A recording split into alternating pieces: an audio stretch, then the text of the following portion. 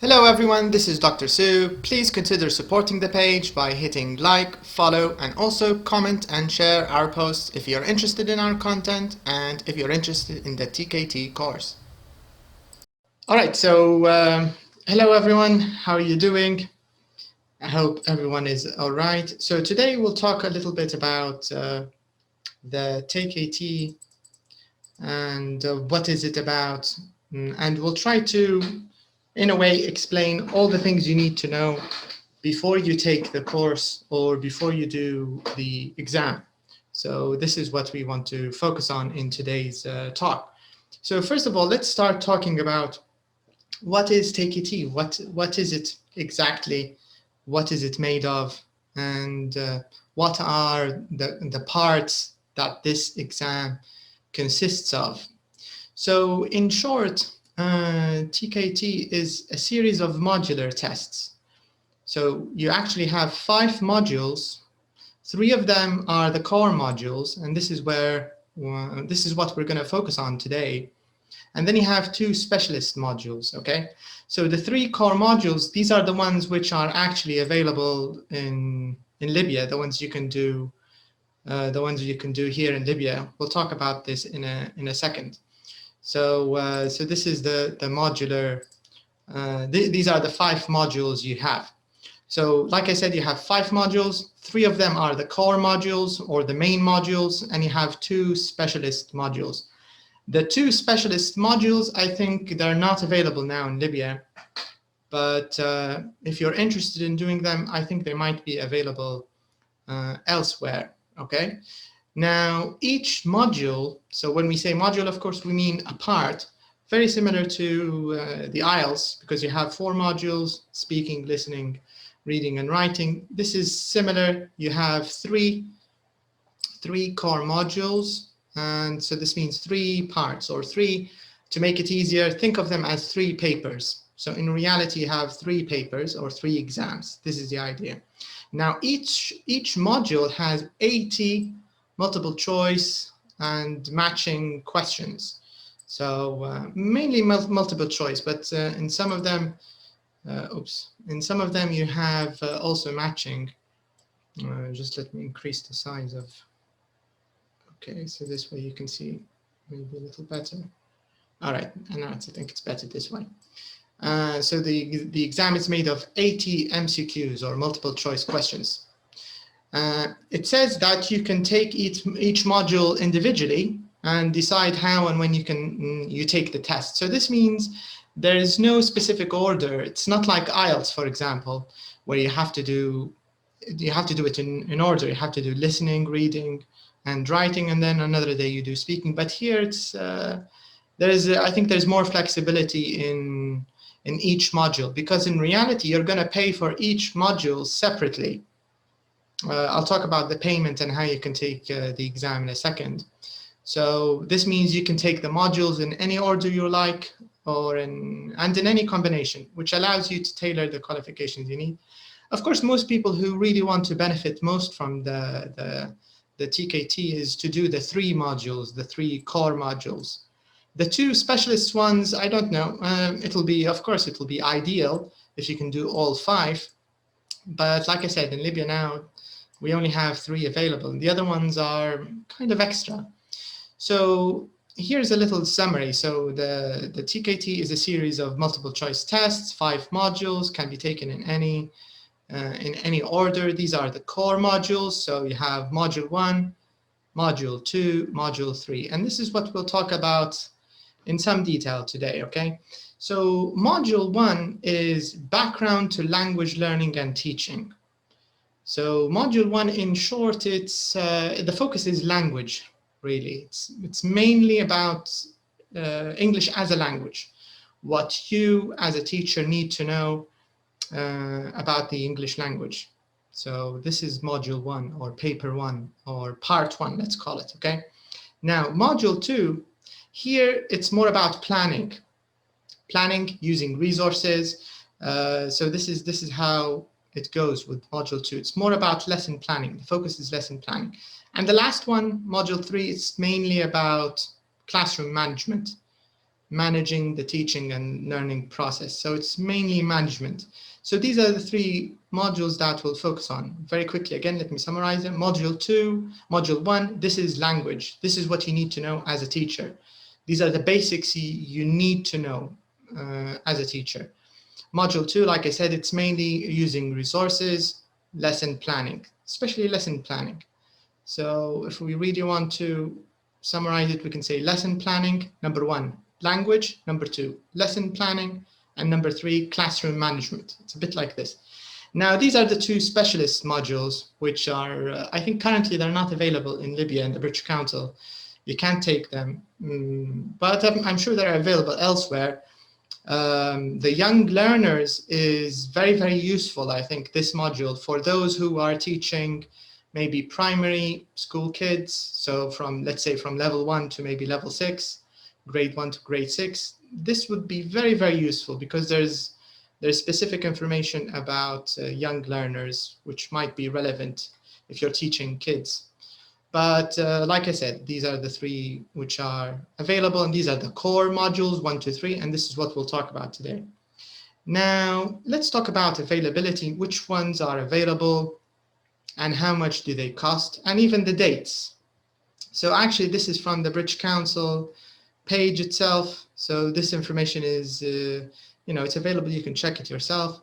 So these are the exam dates. The closest one is June. If you're interested and if you want to prepare 2 months, I think, I don't know, it depends on how much you know about the exam, but maybe you can prepare it if your level is good enough, you can prepare. No, this one, but if you want to sit this exam on the 5th of June, you need to finish your application on the 25th of April. So this is 25 days from now, because today is the 1st of April. So, okay, before we go on, please, if you could just please confirm that my sound is clear, my voice is clear, and the connection is okay. Just please type okay in the chat, if possible, before. I don't want to keep talking, and if the connection is not, just type okay. Okay. All right. Okay. Excellent. Nice. Okay. So let's continue. So these are the dates. Like I said, this is available. Just go to British Council Libya. You can find this information. Now these are the fees. This is how much you need to pay. Okay. So each module is 450 dinars. If you need to take the 3, this is how much it costs, 1,350 dinars. Okay. Now, like I said, the good thing, or let's say the advantage of this exam, the TKT, is that, for example, let's say you're busy, you don't have money right now, you're waiting for, I don't know, whatever it is, you can just do module 1 now. Whenever you need, you can do the next one or the other one. I think that's the beauty of it. It's very flexible. You don't have to take them together. If you want to take them together, that's fine.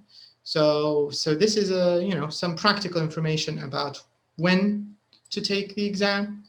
So you've got dates on June, August, October, December.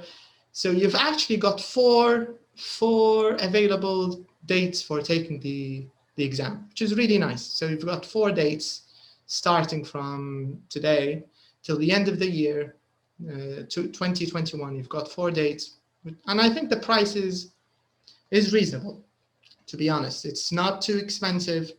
I'm not saying it's cheap, but compared to lots of other exams and certificates, it's okay. Now let's talk about who this test is for, or who would benefit most from this test, from the teaching knowledge test. Now this test is good for new or experienced teachers. It doesn't matter if you've never taught before, because there's nothing that says, for example, new teachers or people with no experience can't take this. Anybody can take this. I think there is one condition, which is level, your English level. Your English level should be B1 or above. I'll talk about what B1 means and what CEFR means in a second. But just remember, B1, this is the minimum. This is the minimum English level that's recommended. It's not required. They're not going to test you, by the way. So even if you're lower than this and you apply for the exam and you take it, nobody's going to tell you no. Even if you're a complete beginner, nobody will stop you. You can just pay and take the exam. But it's not recommended. This is the idea. So it's better if you're B1. Now it says this test is very useful for teachers who teach primary, secondary, or adult learners. It will help you. Teachers who want to prove their teaching knowledge. This is good. So it's a challenge. If you want to see how much you know about the English language, this is a really good test. And I think this is probably the most important. This is the most important part of the exam here. And I think this is probably why all of you are interested in TKT. And I would be interested too, because the major advantage of this test is that it's internationally recognized. So this is a big advantage. Maybe it's not as important as other like TEFL or Delta and CELTA, but still it's internationally recognized. So this is very important. Now let's talk a little bit about the issue of level here, B1. Let me explain what I mean by B1, okay? So here we are. Let me show you. So there's something called CEFR. So what does this mean, CEFR? So this is called the Common European Framework of Reference. So think of this as the official way that the European Union or countries or members of the European Union measure the proficiency of language speakers. And by the way, this scale isn't just for English. They also use it for other languages. But because we're talking about English, we'll just focus on English. Now, let me show you what B1 means. So let's start from the very beginning. Now, pre-A1, this is if we're using the normal names, beginner, elementary. So A1 is usually beginner, okay? Pre-A1, this means maybe for kids or for complete beginners, somebody who doesn't even know the alphabet, we can say maybe pre-A1, okay? Now A2, it means you finished elementary and maybe pre-intermediate A, something like this. B1 is usually what we call, in general courses, we say intermediate, pre-intermediate B, intermediate A. This is B1. So this means, in reality, if you're less than pre-intermediate B, or let's say intermediate A, if your level is less than intermediate A, maybe you should just work a little bit on your language first, get yourself to B1, get yourself to intermediate A, and then you can do this exam.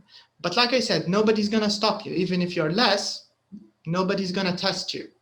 Because if we take a look here and see B1, you can see that B1, the beginning of B1, let's say, this is equal to 4 in IELTS.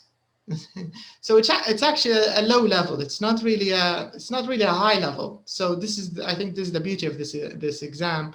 You don't really need to be a very good speaker, you know.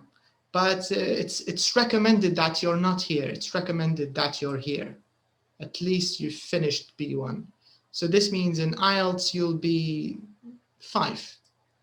If you've taken an IELTS test before and you scored 5, you're good enough for TKT, okay? So this is what we mean when we say B1. This is the meaning, okay? So very quickly, CEFR, this is the Common European Framework of Reference. This is how they measure languages. So this means B1 is preliminary. First, these are other ways of measuring it. Anyway, so very quickly before we move on, The test is for new experienced teachers, no problem.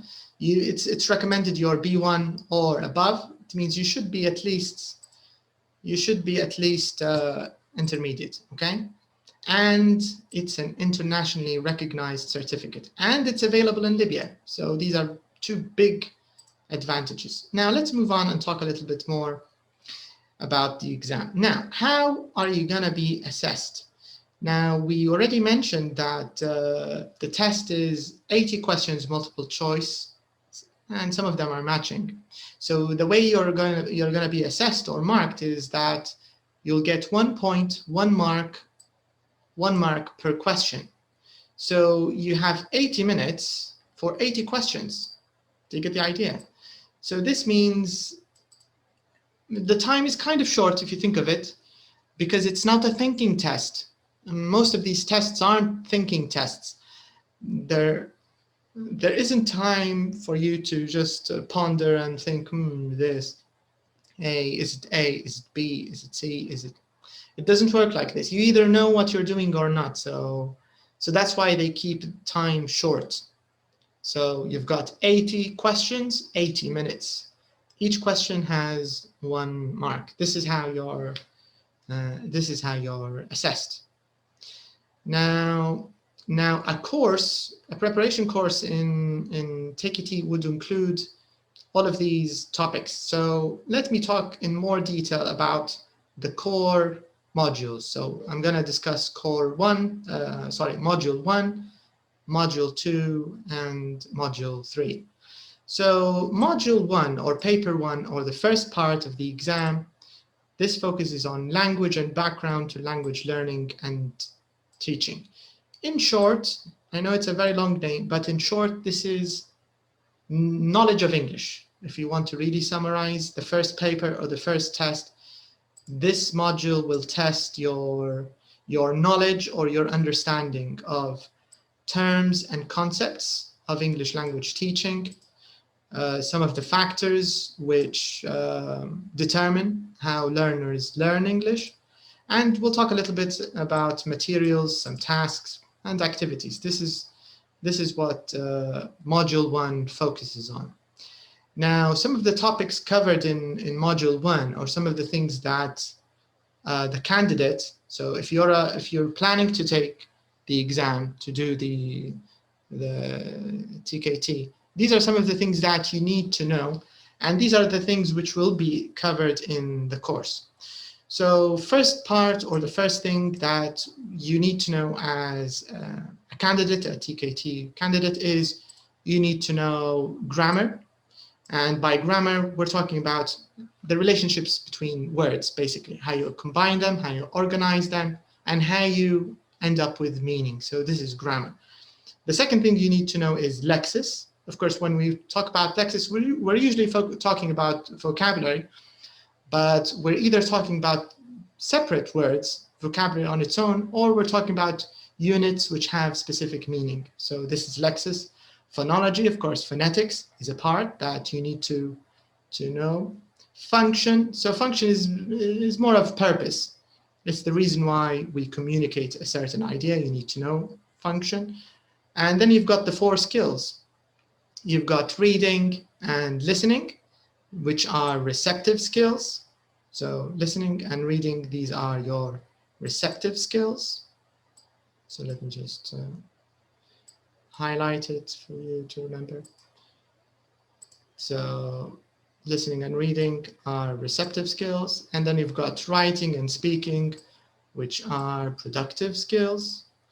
So you need to know how these work and how you can give tasks to students, how you can assess it.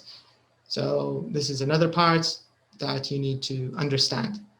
Okay, so very quickly before we move on. So the first part of the module 1 is describing language and language skills. So like I said, this includes grammar, lexis, phonetics or phonology, function, and the 4 skills: reading, writing, listening, and speaking. Okay. Now, the second part of module 1, or what would be covered in a preparation course, is you need to understand background to language learning. So there are a few factors which determine this. One of them is motivation. So motivation is basically the answer to the question why. Why is the learner in your classroom, you as a teacher? Why is the learner in your classroom? What's the motivation? So motivation, just like the definition says here, the thoughts, the feelings that make you want to continue doing what you're doing. So this is motivation, first factor. Then we've got the issue of exposure, and even in my general courses, I usually talk about exposure. I think it's a very understated skill or understated factor. And as teachers, I think it would be very wise you focus on this and you recommend students to do this, because the latest research, just like the little paragraph here says, the latest research shows that we actually learn by exposure more than we learn by studying. So this means what you actually pick up from hearing things, whether it's a movie, whether it's, I don't know, music, whatever it is, or reading newspapers, novels, these kind of things. There's more learning that goes on from exposure than that goes on from actively studying. So this is, in a way, passive learning. It's a very, very understated skill. I think it's, I would strongly recommend you emphasize this, and you recommend that students in your courses don't just use your course. I always try to say students, to tell them, don't rely on me, don't rely on the teacher. Always try to replace the teacher and become an independent learner. So exposure is a big part of this. Then another important thing is the role of error. And I think here we have a bit of a psychological problem with error in our country. And I think it's the way we studied in school. Error is always the bad thing everybody's avoiding. And of course, this is counterproductive, because we need to encourage students to make mistakes. I try as much as I can, especially with lower level classes, beginners and elementary students. I tell them just answer. I don't care if it's right or wrong. Just do whatever you think it is, and let them just make their mistakes. So very, very important, the role of error, because this gives students it gives them the ability to experiment, and then at the same time they can measure how well is the language they produced from the feedback of the second party. Did they understand what they just told them or not? And they can sort of adjust their language accordingly. So this is important. Another very important issue is L1 and L2 learning. Now, L1, or language 1, this is your native language. In our case, as Libyans, it would be Arabic, of course. Now, I'm sure you've noticed, if you have any children around, maybe nephews, nieces, brothers, sisters, whatever, the way that they learn Arabic, the way that they learn their language, their native language, is very, very different from how we learn English, let's say, or how you as teachers will teach English. These differences in context and the way that both languages are learned need to be taken into consideration. So if there is a way in which you can mimic, or a way in which you can try to copy or try to provide similar context for learning Arabic, if you could do them in English, this will help dramatically, because we don't learn them in the same way. And another factor is, of course, age. We're not usually the same age. So this is another thing we'll cover in our preparation course. Another thing, which is learner characteristics. So this is basically the individual differences between students. Students differ in motivation, they differ in their learning style, their strategies, their maturity. So obviously, if you're teaching young learners, it will be very different from teaching adults. It will have its advantages, it will have its disadvantages. So you need to gauge your teaching style according to your learner's characteristics and your learner's needs, because each learner comes with different needs. Sometimes there are more personal needs than learning needs. Maybe the student that you're teaching in your classroom is shy, or maybe he comes or she comes from a strict household where their parents shout too much. So in this case, your student might need more praise, more encouragement, a more sensitive approach. So this is a personal need. Sometimes the need is a learning need. Maybe the student wants to be fluent. Maybe they have some kind of exam they need to take, an IELTS exam, a TOEFL, a university exam, something like this. So they have some kind of learning need that you also need to put into consideration. And of course, with older students, you've got professional needs. Maybe they are a head of department. Maybe they need to write reports. Maybe they need to meet foreign clients. So learner needs are important and they need to be taken into consideration. Now, the next part, this is a bit detailed. It's a little hard. I tried to summarize it as much as I could, but it's a very long topic. But I'll try to be brief here. So approaches to language learning. Now, linguists and experts, they have different ways of seeing how language learning should be done. So there's actually no one method, because if you remember when we were in school as students, especially if you were a student like me in Libya, we were only taught in one way. This is how it is, The teacher will write something on the board, and then you will read it from the board, and then you will repeat it a few times, and you'll memorize it, and you come back the next day. And if you can't say it exactly as it's written in the book, you'll be punished. You'll be standing on the wall for the rest of the day. So of course, all of this is very it's very negative and it's very counterproductive. So the thing is, there are different approaches to education and to teaching. Some of them include a communicative approach. There's the famous PPP, which is presentation, practice, and production. I remember in my CELTA course, they focused quite a bit on this. There's the functional approach, the lexical approach. There's also another one called total physical response. There are a number of other approaches. In our preparation course, these will be included. So you will see the differences between each one, because each one emphasizes a part of language at the expense of the others. So for example, the presentation PPP, there's more focus on grammar, but the lexical approach, there's more focus on vocab or vocabulary as the backbone of language teaching. So this is the issue with the approach. We'll talk about that in the preparation course. Now, another thing is presentation techniques, and there's the D missing, and introductory activities. So this is basically how a teacher gets the attention of, so you as teachers, you are required to, of course, get the attention of students or get them to focus on the task. And of course, one way to do this is by starting with an introductory activity. Now, a lot of these things which are written here, I know they sound complex, but many of them have been already prepared for you if you're using a course book. So if you're using any course book, face-to-face, New English File, any of the Macmillan books, Straightforward, I forgot the name of it. But most of these things are taken into consideration by the creators or the authors of these course books.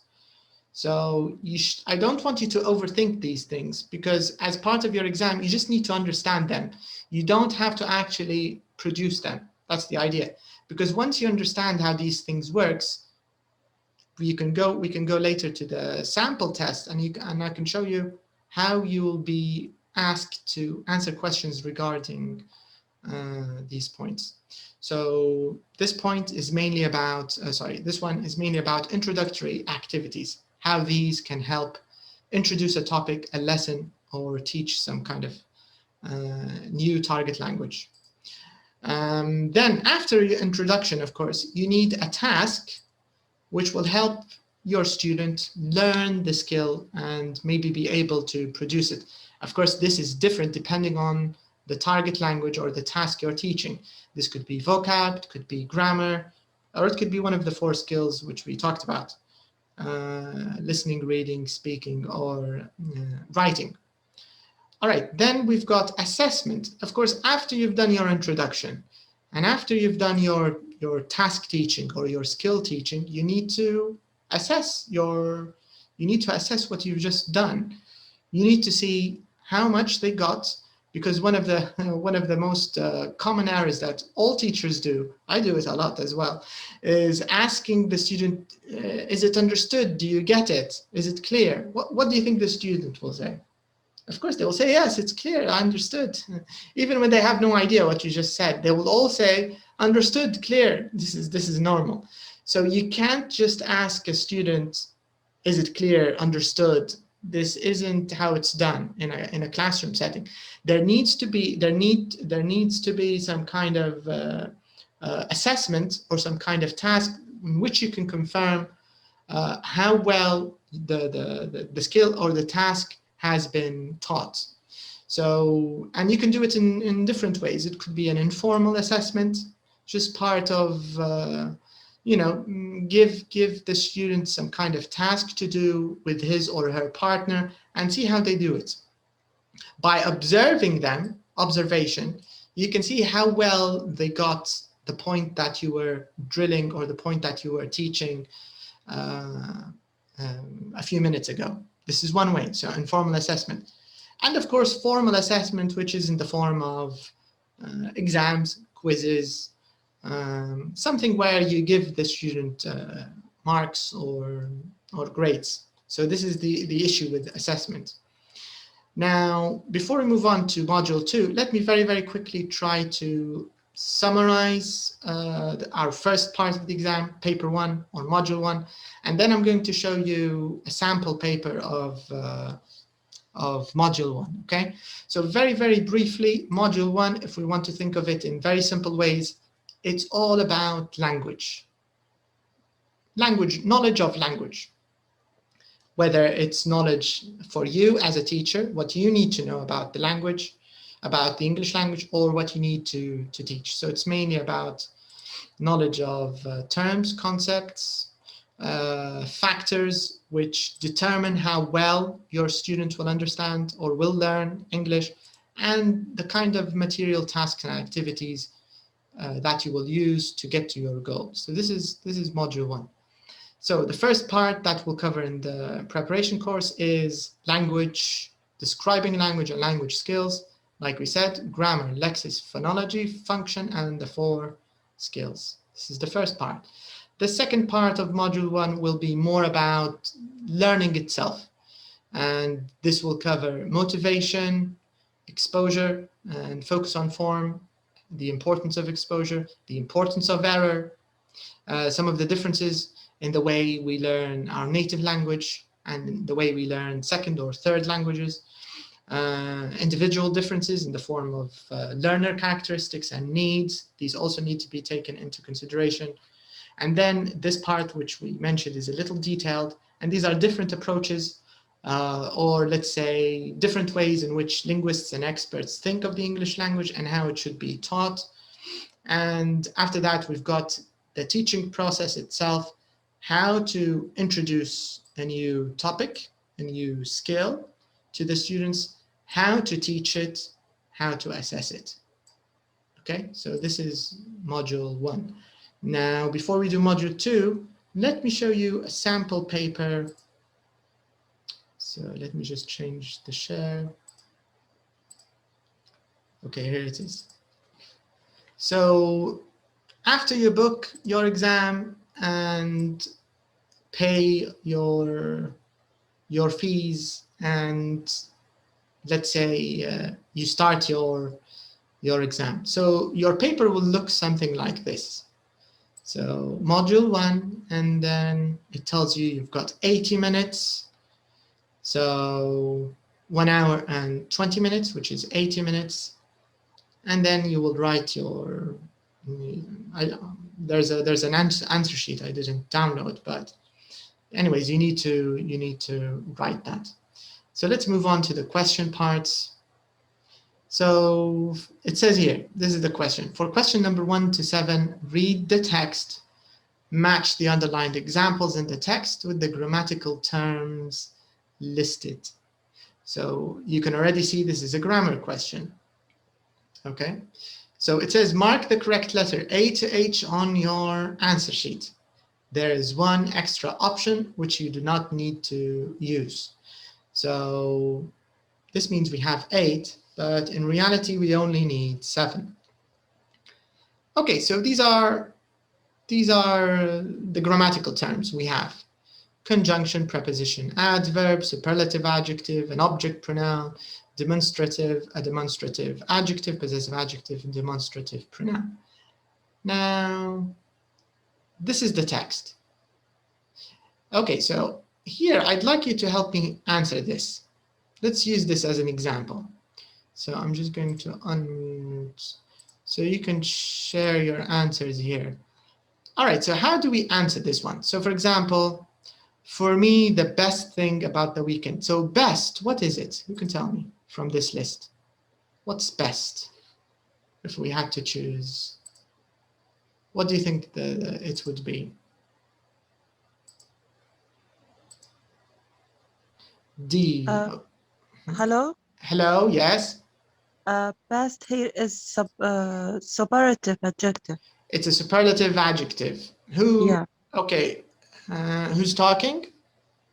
Sonia. Sonia, okay. Who agrees with Sonia? Who thinks D is, okay, Samira says D. Who agrees? Who thinks best is a superlative adjective? And who has another answer?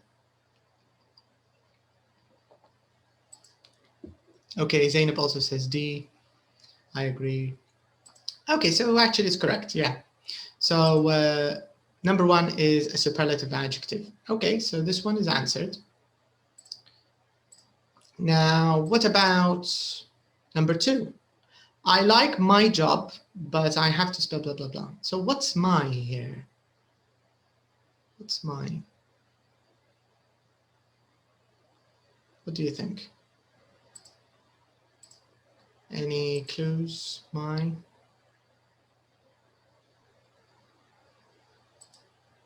What is it? G. It's possessive. No, it is demonstrative pronoun. One of you answered possessive adjective. Sonia says demonstrative pronoun. Any other guesses? Let's see. Hajar says it's demonstrative pronoun. Samira says it's possessive, I think, adjective. Possessive adjective. One of you said Aya says possessive adjective. Object pronoun. I think Samira, you're choosing all the options. E, G. Is it E or G? Okay. I think it's possessive adjective. Yes. It's a possessive adjective. So my, your, his, her, our. These are possessive adjectives. So correct. Okay. Number 3. Let's check number 3. No, it was a mistake. Okay. Number 3. That. What's that? What's that? Let's see what's before it and after that, okay? Another good thing about the weekend is that I don't have to... Conjunction, I think. Okay, so one of you thinks it's a conjunction. Any other opinions? Amani, is that you who said conjunction? No. Okay, I thought it was you. Rawasi. Okay, Rawasi said conjunction. Who agrees with Rawasi, or do you think it's something else? Because remember, that can also be a relative clause, right? A relative pronoun like which and who and whose. Relative, yeah, but we don't have relative here. Can you see? There's no relative. Yeah, I agree. I think it's conjunction. Yeah, I think it's a conjunction too. Okay. Yes, it's a conjunction. Let's say conjunction because I have the sample answer. I think I have the sample answer, so I'll check. All right. Then it says it isn't too bad in the summer. So what's number 4? Too bad. Too. What's too? What do you think? To here is adverb. It's an adverb. Okay. Adverb, yes, an adverb. All right, so it's an adverb. All right. And then it says, but I hate it in winter. So what's it? Maybe object pronoun. An object pronoun. I hate it. That sounds about right. Yes, it's objective pronoun. Yeah. Okay. There's a revolution in someone's house. Okay, so object pronoun, because I is the subject, hate, verb, it, object. Correct. Then it says, that's the time when I dream about that's. What's that? Demonstrative pronoun. I Okay. think. Yes, you're demonstrating Yes, something correct. here. I agree. Demonstrative pronoun. Yes, I'm agree. All right, all right. And the last one, we have this. What about this? Demonstrative adjective. Okay, now let's check our answers. D, superlative adjective. Zainab says B, preposition. We have a number of answers. Okay, let me show you the sample answer very quickly. Let's check it and let's confirm our answers. Now here I just chose this part, but because it's the easiest one. But now in a second, I'm going to show you the rest of the test. Okay. Maybe it is the easiest, but it is the basic things we need to learn and teach to children. Exactly right. That's the idea, yes. It's not really hard, but Very basic. but it's, yeah, and it's important. That's the issue. Okay, so let me go to the answer. Where did I put the file?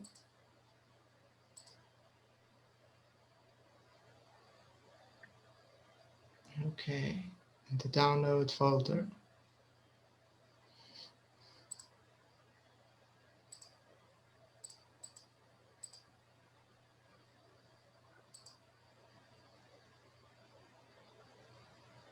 Okay, here it is.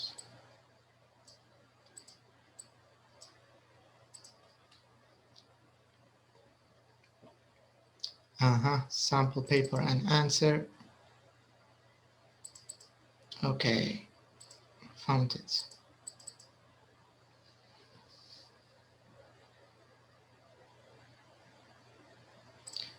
Okay, so here are the answers. Don't know if you can see them. Can you see them? Sample paper 4. Okay, so DGA. So let's check. DGA. So this means the first one is superlative adjective. Number 2 is possessive adjective, my possessive adjective, DGA. Number 3 is conjunction. So 1, 2, 3 until now are correct. Your answers are correct. Number 4, then we have CEH. Let's check from number 4. Number 4 is C, adverb, correct. E, number 5, E, object pronoun, correct. CEH, is it H? CEH, yes. H is number 6. H is a demonstrative pronoun, correct. CH. And number 7, the last one is F. Where's F? Demonstrative adjective. All right, very nice. So this is an example of a question that we answered. All of it answered completely correct. Now, let me show you the rest of the test. Of course, we won't have time to answer it, but I just want to show you how it's a bit of a long test. Now, remember, we said that it's 80 questions. These are just 7. So this is from 8 to 13. Now, lexical terms, vocab, focus is on vocab now. So you've got the text and you need to identify lexical terms. It's similar to the first question, but rather than identifying grammatical terms, we're gonna identify lexical terms. Then, sorry, doctor. If you yes, I just ask if you change the page because I still see the first test. you're seeing the first. Ooh, correct. Sorry. Okay. Now, what about now? Okay, now it's a change. All right. Okay. Sorry. My share screen was paused. This is what I was talking about. Can you see this? I was talking about the answers, the answers to our questions, and the first one that we did, the grammatical terms, all of them were correct. So this is where I was getting the answers from. Okay. So I'm just showing you now the second part of the test, which is we finished grammatical terms. Here we're going to talk a little bit about lexical terms. So this is a lexical term question. It will look like this. Okay, so same idea, same story, identifying lexical terms. After that, you've got some MCQs. So for example, let's take this as an example. This is quite nice, you're quite wrong. These examples show that quite can be used. What do you think? Is it A, B, or C? Did we use quite? Did we use it to modify a verb? Did we use it to express a negative idea? Did we use it to strengthen or weaken the adjective? So is it A, B, or C? What do you think? Okay, Samia says A, Zainab says B. I think it will help if we can identify the word that follows quite, because we need to know quite, what is quite, what part of speech is quite, and what part of speech is wrong. So this is also important. Okay, so let's see. C, we've got A, B, C, all three questions, all three answers. Okay, let's see, adjective. Okay, yes, Zainab, the word in the circle is an adjective. So wrong and nice is an adjective. But what about quite? Quite is a verb. It's an adverb. That's correct. No. So how did we use quite? Did we use it to modify an adverb or to strengthen or weaken an adjective? I think section C. I think so too. I agree. I think it's C because we used it to talk about an adjective, right? So let's very quickly check this. 14, let's see. 14 is C. Can you see the answer? Yeah. Yeah, so this is correct. 14 is C. All right, I'm just showing you random examples of the test to show you what kind of stuff you'll find in module 1. So let's just move on. Multiple choices, functions. Remember, function, excuse me, a function is like a reason why you do something, why we say something. So for example here, let's just do one of them as an example, okay? So dear one, thought I'd let you know I'm planning to come. I'm planning to come. What's this? Planning to come. What's the function of this phrase, planning to come? Does it express ability? Does it make an offer, make a prediction? Does it express intention, possibility? Is it making a request?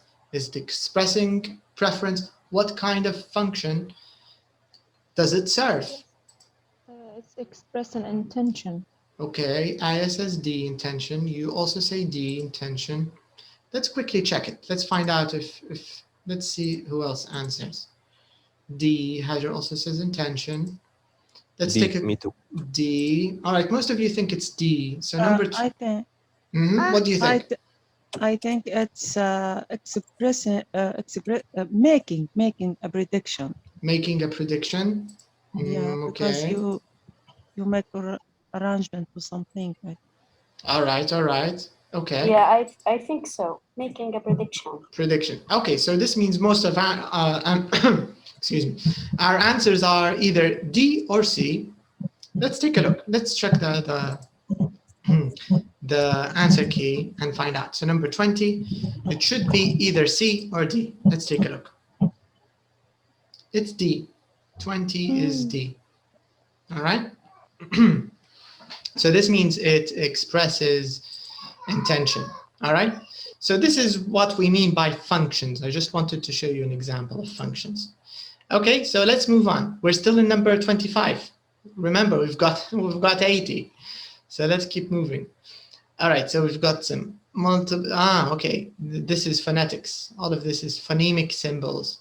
So this means you need to, if you're lucky enough and you studied linguistics, English at university, this means you'll have some basics in phonetics. But if you haven't, it means you need to learn a few phonetics. Okay, so we have the ch, j, u, ja, and so on, tha. So you need to identify these symbols, ing, like drink. So phonetics, this is just phonetics. Let's move on, Okay, adapting your speech to the listener can involve, all right. Now, let's talk a little bit about this. So it says adapting your speech to the listener can involve A, giving attention to register, B, making use of prompting, C, politely correcting. So this means in this situation, you are the speaker, all right? And the goal here is communication. Which tools do you think can improve your communication? And first of all, who can tell me what register means and what prompting means?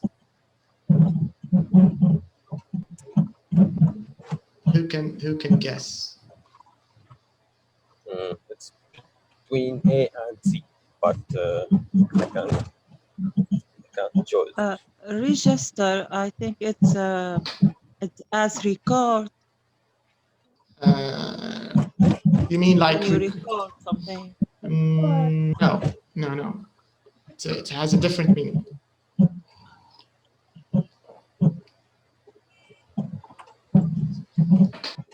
Any guesses? Register. Sign up. That's when you use register as a verb. Yes, صح.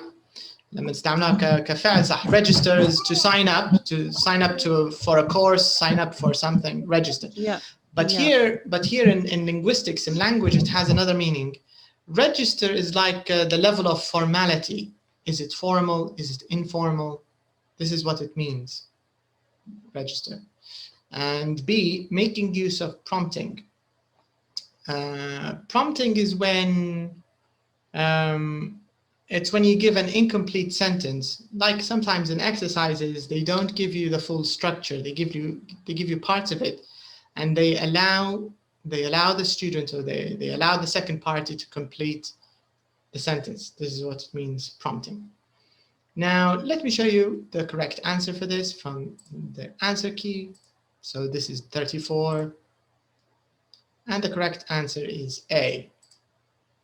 So this means if you want to adapt your speech to the listener, one of the things you can do is give attention to register.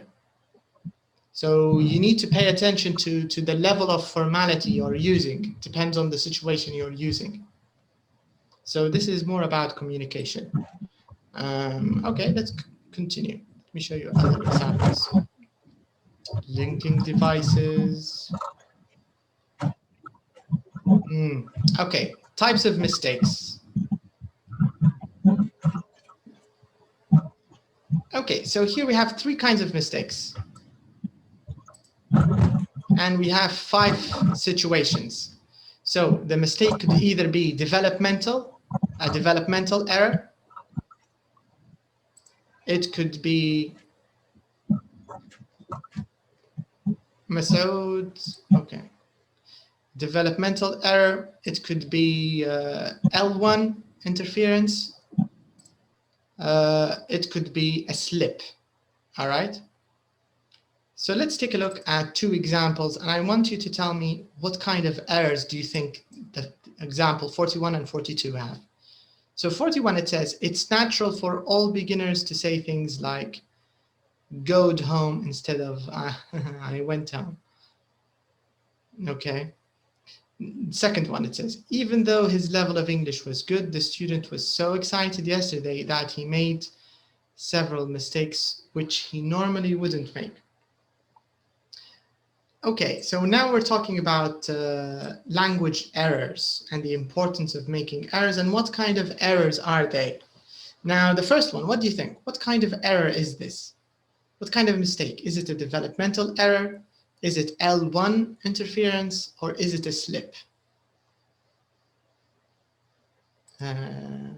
A, developmental error.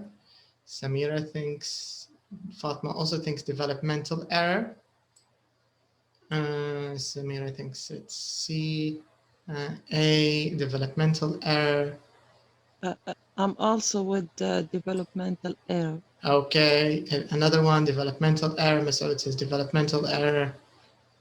Okay, so most of you think it's A. Let's just write A before we check. Okay, many of you say A, a few of you said C. All right. Now, the second error. What do you think this error is? The student was so excited, he made several mistakes which he normally wouldn't make. Okay, Fatma says the second one is a slip. Hajar says it's a slip. Any other guesses? Aya also thinks it's a slip. Zainab thinks it's a slip. Okay, so many of you think... Yes, all right, it's a slip. Most of you think it's a slip. Let's take a look. Let's see the answers. So 41 should be A and 42 should be C. Let's find out. 41 should be A and 42 should be C. 41 is A, 42 is C. So you've got that right. It's correct. Your answers are correct. All right, so this is another part of the exam. Written reference resources. Okay, I know I'm moving quickly, but because we have 3 other papers like this, so I'm just trying to give you a look of how the exam looks like, that's all. Categories, L1 learning, L2. Okay. Techniques for presenting new language. Okay, so we're in the second part of module 1 now. How you present new language. And there are different things you can do. You can encourage prediction of the target language, use a familiar text, drill language forms, concept checking, visual context. So all of this is related to techniques of language presentation. But let's do one of them. So the teacher tells a favorite fairy story to introduce narrative tenses. What do you think this is? Let's do these two, just one. Let's do only one of them. What do you think? The teacher tells a favorite fairy story to introduce a narrative tense. Which technique is the teacher using here? What do you think? You can guess. Is the teacher encouraging prediction? Fatma says B. Fatma says using familiar text. Zainab says personalizing a topic. Using familiar using familiar text. Using familiar text. Familiar, does it mean favorite? Not necessarily, Fatma. Favorite and familiar doesn't necessarily, but maybe a favorite fairy story. I don't know if we mean favorite to the teacher or favorite, a favorite of the students. But since it's a favorite, it's probably familiar. Yeah. All right. So let's say B is correct, for example. Okay, let's take a look. 56. Let's see if your logic is 56B. Very nice. 56 is B. So it means your answer is correct. Okay. That's very good. All right, so we can move on. 56 is B. Good answer. Good answer. Task types. All right, this is kind of important. It's also related to teaching. All right, let's do one of them. So let me read the task types first, okay? So you have brainstorming, a choral drill, jumbled sentence, rank ordering, role play, survey, a transformation drill, and visualization. It says here, you want to go out to visit the zoo. Your partner wants to stay at home. Try to persuade your partner to come with you. So how are you gonna do that? What task type is it? So for example, let's say you're the teacher and you find this exercise in your book and you're gonna teach it to the kids now. Let's say it's a kids class, okay? What kind of task is this? What do you think?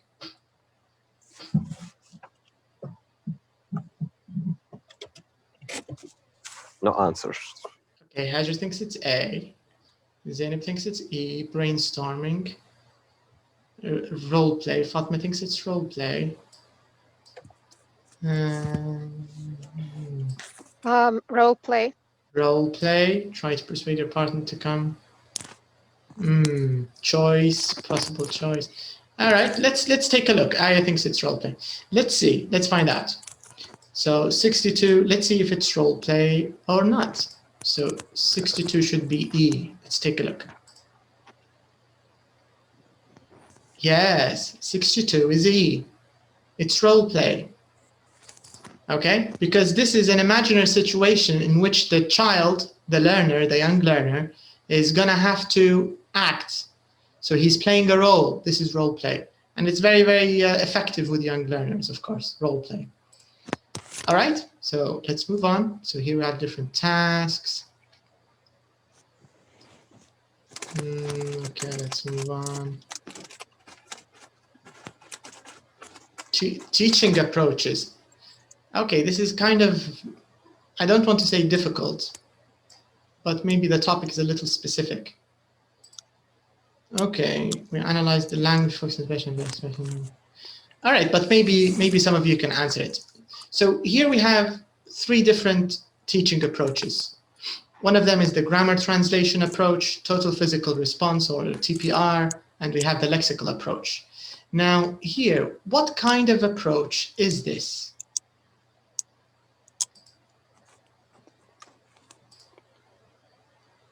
Is it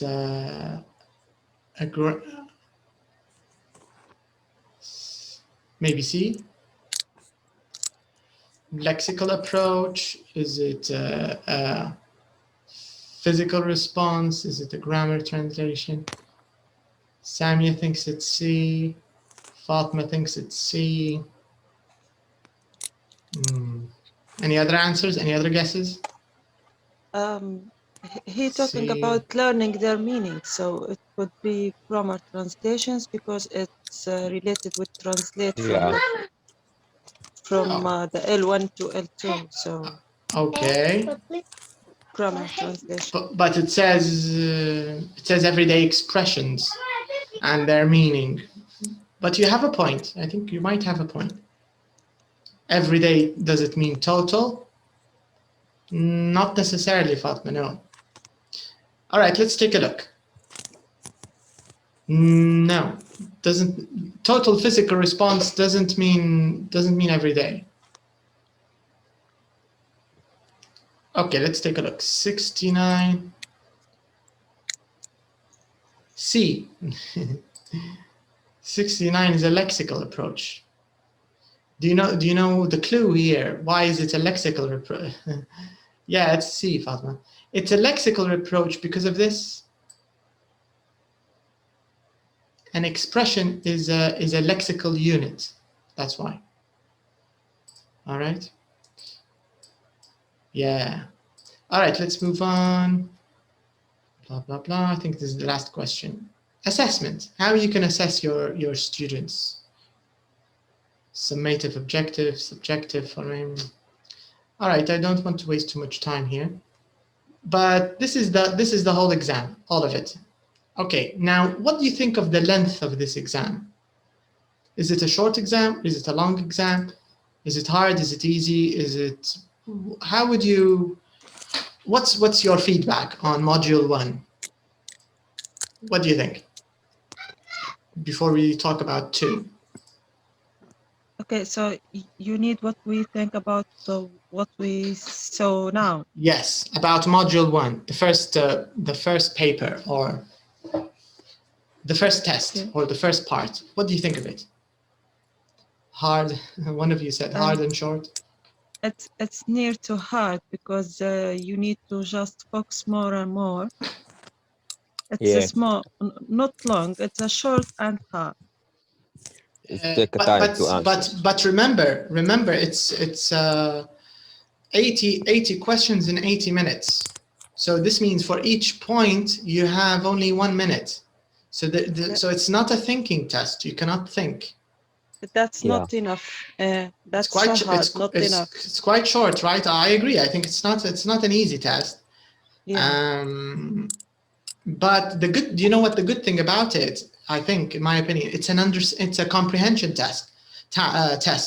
If you understand the concepts behind each section, you can answer easily.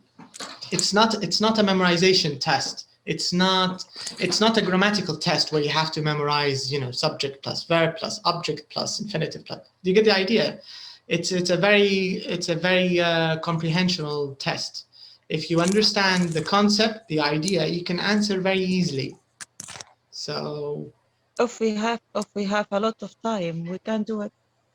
That's the issue.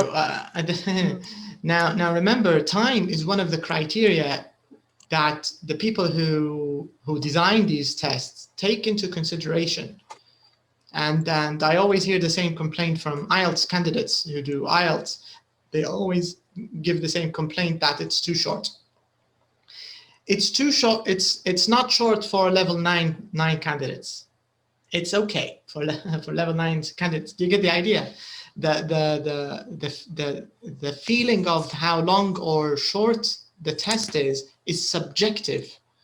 It depends on the candidate himself or herself. So for example, for a level 9 IELTS candidate, the test is not short, it's okay. But for a level 5, it's very short. Do you get the idea? So this is also related to how much you've prepared. So once you get hold of the test and understand it properly, I don't think you will feel it's very short. And remember, we still haven't prepared or done anything. So we're completely new to it. So of course, it will feel hard. Okay, so now let's talk a little bit about module 2. Let's talk about it, and then I can show you some sample questions, and maybe we'll do a few of them. So here we go. Let's start. Just a second. Let me few settings. Okay. All right. So let's talk about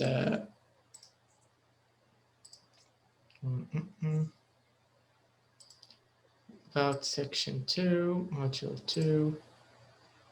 Where is it? Okay, let's start. So module 2. So here we have lesson planning and the use of resources for language teaching. So let's see what this means, and let's see what paper 2 or module 2 or part 2, what they cover. So this module, it tests your knowledge of the skills you need to plan lessons. Remember, this is a very, think of it as a very pragmatic module. This is how you prepare lessons. So it's going to be very different from module 1. Module 1 is more about knowledge, language knowledge, whether it's knowledge for you as a speaker of the English language or as a teacher of the English language. So that was module 1. It was mainly about knowledge, or let's call it language competency. How competent are you in understanding linguistic terms and in understanding some key teaching terms? This was module 1. Now we're going to change. Now it's mainly about planning lessons and using resources. How can you use resources? How can you plan your lesson? All right, so let's start. So in module 2, we've got also 2 sections. Section A, so in our preparation course, this will be covered in detail, of course. So the first part is planning and preparing a lesson or a sequence of lessons. And the second part of module 2 will cover selection and use of resources, how to use resources. So when we say resources, of course, we mean course book material is probably, I think this is the main resource any teacher uses. I use face-to-face, I've used a New English file, I've used, it doesn't matter what's available, but usually the course book provides you with pretty much all you need when we talk about resources. But let's start here first. So how do you plan, how do you prepare a lesson or a number or a sequence of lessons? First of all, you need to identify and select your aim. You need to have a clear aim or a clear goal of what you want to teach in this lesson. So this means by the end of the lesson, you as a teacher should have a very clear vision that in today's lesson, when I finish it, students will be able to use have and has with the present perfect without any problem, for example, plus the past participle. This is an aim. So depending on your aim, you will plan, of course, the lesson. So this is the very first part, identifying or selecting your aim. What is it that you want to teach? And what is it that you want to achieve by the end of the lesson? This is a short-term aim, but it could be a sequence of lessons. It could be what you aim for along the whole course. So the aim is different depending on the length you give yourself, you set up for yourself. Now, the second part is identifying the different components of a lesson plan. Oops. Now, a good lesson plan, it should have notes. So, for example, in one of the parts of the CELTA course, all of this, we had to actually do it in practice. We had to write our notes, and anybody who's done TEFL knows about this. So you need to actually write the notes themselves. You have to write them. It has to be in note form. So you have to know what you're going to teach, and maybe it will have a few notes on what to do during the lesson or after it. So writing down the components of your lesson plan. This is the second part. Now, an individual lesson or sequence of lessons, there's a slight difference, of course. If you're planning for an individual lesson, I think it will be slightly easier because the goal is more restricted and limited, so you will know what you're going to do. But maybe with a sequence of lessons, you need to maybe tailor this depending on the group of learners you're teaching. So, of course, the way that you would plan to teach present perfect to a group of adults is very, very different from teaching present perfect to grade 3 or grade 4 students. It's going to be completely different. So depending on the group of learners you're teaching, you're going to model your lesson plan accordingly. So this is the third part of your lesson preparation, okay?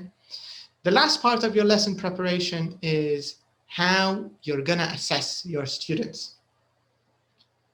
You need to choose assessment activities because remember, the worst thing you can do as a teacher is ask your students, is it clear? Do you understand? All of them are going to say, yes, teacher, it's clear. Just let us go home because that's all they care about. So you have to have a very good or intelligent or maybe indirect assessment activity where you can tell the learner's performance and progress. Are they getting the lesson? Are they on board? Are they lost? Is it too hard? Do you have students who are not in the right level? So this assessment is very, very important. It will help you tremendously throughout your course. So this is the fourth thing that should be included in your lesson plan, how you can assess the material that you taught, okay? Now, let's talk a little bit about resources. Now, I've already mentioned the importance of course books. To be honest, course books really save us, let's say, 90% of the effort in preparing for resources, because everything is there, really. But let's say that you're in charge of a course, or maybe you signed a contract with a school and they gave you the responsibility to do all of this. So this means you need to find resources to teach the levels that you're assigned to teach. So the first thing, you need to consult your reference resource. So this means if we're using a course book as a resource, you need to check it. You should never go into a lesson without being prepared. You should know what you're gonna teach, what you're gonna talk about. So you have to consult your resource. So this is the first thing that you need to understand about resources. And we'll talk in detail how to do that and how to include it in your lesson preparation. Now, the second part is selecting a course book. So there's nothing really new here to say. Course book materials, you know, it includes practice.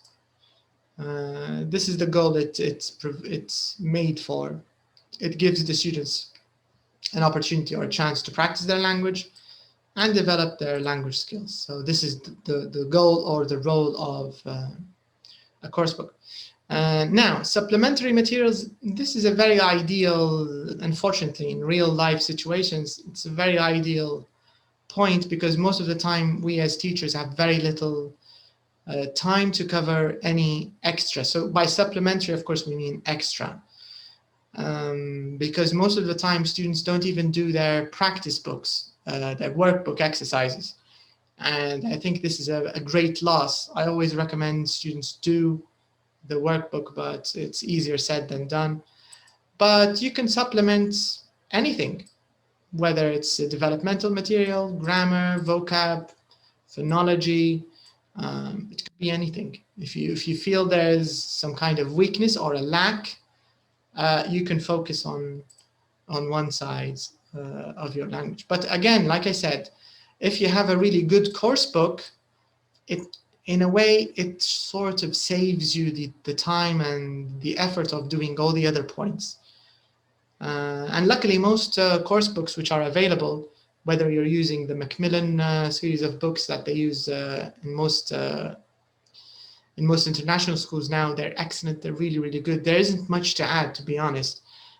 Or even the adult books, Face to Face is very good. It's a little old, but it's good. New English File is excellent. Most of them, you know, are more than enough, in my opinion. But of course, in this exam, you need to know how to include supplementary material. And the last thing is teaching aids. Again, we come back to the issue of course book, the course book. Most modern course books include teaching aids, because you will have audio, the CD, but of course you can add other things. You can use a projector, overhead projector. You can use videos or movie clips. I remember I've used movie clips a lot before. They're very useful. Maybe not for students less than pre-intermediate, but pre-intermediate and above, clips from films are very useful. If you've got a whiteboard, or even if you've got an e-board, an electronic board, you know, this is just a teaching aid. Now, before we talk about module 3, let me show you an example of all of this in a practice test, okay? So here we go. I'm going to show you a practice test. So this is the sample paper. Okay. So let me just... Okay, so can everyone see this? Can everyone see the test?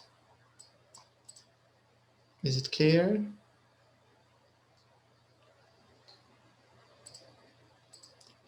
All right, excellent. Okay, so everybody can see it. So, okay, same story, same things. نفس القصة, نفس الموضوع. You've got 80 minutes and you've got 80 questions, the same game, okay? So, main teaching focuses. Now, let's start with this one, okay? So here you've got different ways or different activities for teaching writing, okay? So, and here you've got the different focuses. You've got cohesive devices, lexical range, accurate letter formation, register, narrative skills, dialogue writing, summarizing. Now, the target language or the target exercise, the target language is writing. You're teaching writing in this exercise. But there's more than one subset of writing. Now, let's start with number 1, and let's do number 2 as well. So number 1, it says, learners write the key points of an article they read in class using no more than 50 words. I think this is quite easy. What is this? G. Fatma says G. Any other ideas? Yes, it's summarizing. Sonia also says G. Samira says G. Zainab says F. Okay. I think most of you. Any other guesses? What is one? G. Another answer. G. A says G. Okay, so we can say the overwhelming majority say G. Let's check the sample answer. All right, so let me go and check the sample answer. The answer key. Just give me a second. It's in the download folder. Where is it? Here it is. So number 1, you say it's G. Let's find out.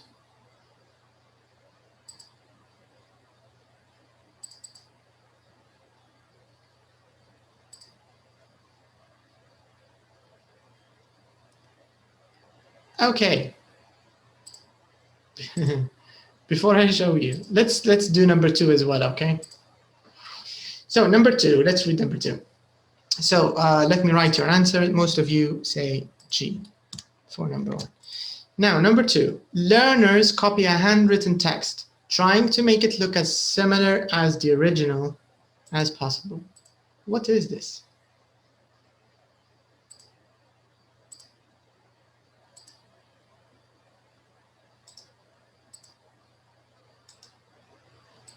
Okay, someone answered.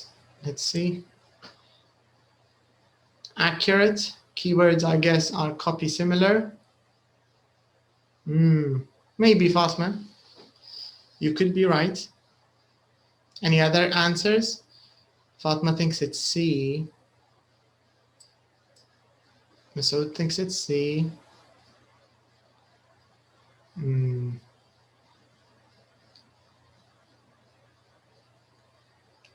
Just 2? No other guesses?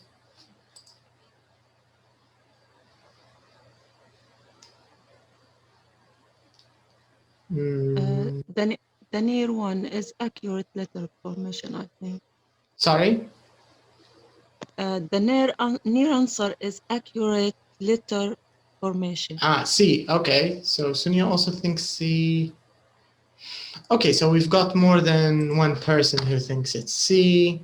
Let me write C. All right, let's take a look. Let's find out. So number 1 should be G, number 2 should be C. Yes, that's actually correct. G, C. Okay? So our first 2 questions are correct. Very nice. All right, let's move on. Let's move on. Okay, we've got main stage aims to organize.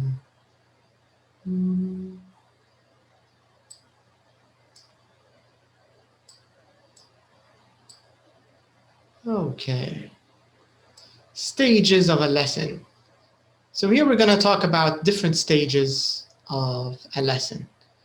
So we've got A, to organize ideas for a narrative, to ensure the learners have complete understanding of the text, to give proofreading practice, to check past tense forms, to give free practice of past tense and sequencing words, to give practice in reading for gist, to set the topic and activate vocabulary. And the last one is to give an opportunity to the readers, to the learners, to notice sequence words. So let's see what's the example we have. The teacher writes school day in the middle of the board. The learners brainstorm all the things they do during their day at school. What's this? A. Fatma thinks it's A. Organize ideas for a narrative.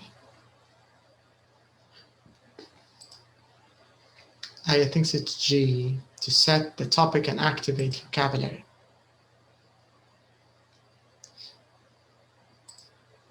Zainab thinks it's G. Samira thinks it's G. We've got 3 G's.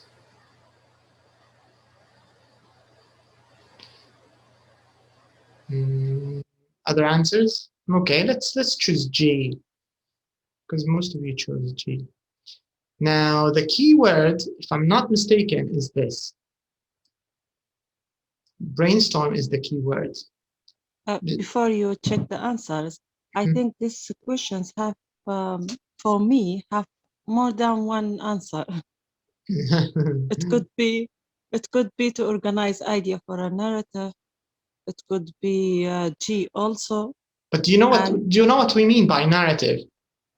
Yes, when they're talking about something, what you're doing all the day, like firstly you doing blah blah blah, secondly yes, you do another thing. There's sequence. If you're giving a narrative, it means, and usually a narrative is usually in the past. So it's like in novels. Most of the time in novels, there's a kind of narrative going on, something that happens followed by another, events following each other.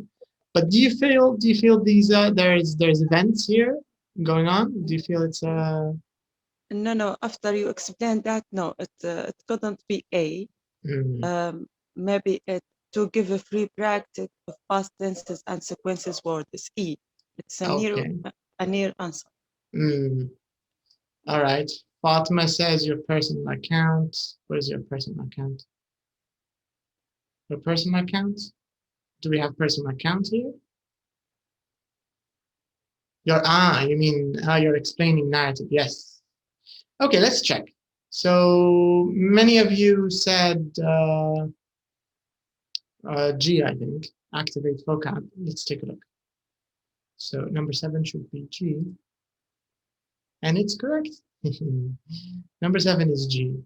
Yes. For me, the reason why I think it's G, or why I thought it's G, is this: brainstorm. Because if you're brainstorming, this means you're activating vocab. And the beauty of brainstorming, I use it a lot and it's very nice, I recommend you use it, is you're pushing students to just speak randomly. There's no pressure on the student to think their answer is right or wrong. No, they have free reign of their vocab and they're just spurting out ideas. It's very helpful. It's good. So this is an example.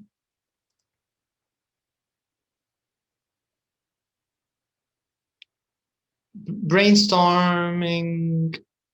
I don't know, Fatma, if it's about organizing. I think no. Organizing usually follows brainstorming. Brainstorming is a very chaotic process. You're just coming up with as many ideas as you can. After that, you organize them. Even if you're writing, before you can write anything, before you can organize anything, you have to brainstorm main ideas to put in your paragraphs.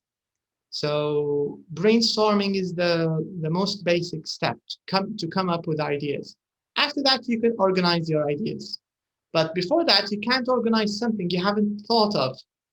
And many people have problems. Yes, in a way, yes. Activate does describe the storming part. You could be right, yeah. Anyways, let's not linger too long. Let's move on. Integrated skill lesson. What do they want here? A, B, or C? 7 stages of an integrated skill lesson. Okay. Okay, so we'll have to skip this one. It's a little too long. Okay. So all of this is one same exercise, stage 7, stage 6. Okay. Lesson plan headings.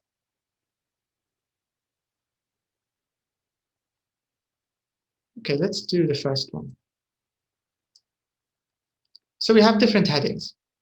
Lesson aims, personal aims, anticipated problems, and procedure. So the first one. Learners may say the auxiliary do in the past simple question form. What's this? So of course the lesson, sorry, let me clarify. The lesson is past simple, okay? Past B, number B. No, not B, C. Anticipated problems. Okay. So Sonia thinks it's C. Any other guesses? What could this be?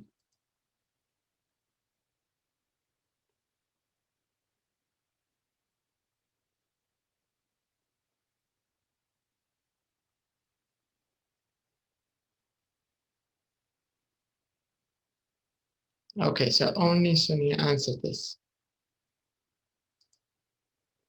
C, we have another answer. Maybe it's B. Maybe personal aim.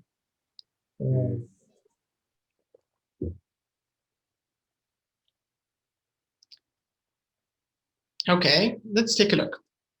Let's find out. So 21. Sonia says C. That's correct, C. That's right, because this is a common problem when teaching the past simple, that sometimes the auxiliary do, they may use it in an incorrect way. So this is a problem that the teacher can anticipate or think of it before it happens, and maybe illustrate it and demonstrate it before going on with the lesson. So that's correct. 21 is C. All right, let's go on. Let's move on. Okay, different assessment, ways of assessment, missing stages, listening lesson, an example of a listening lesson.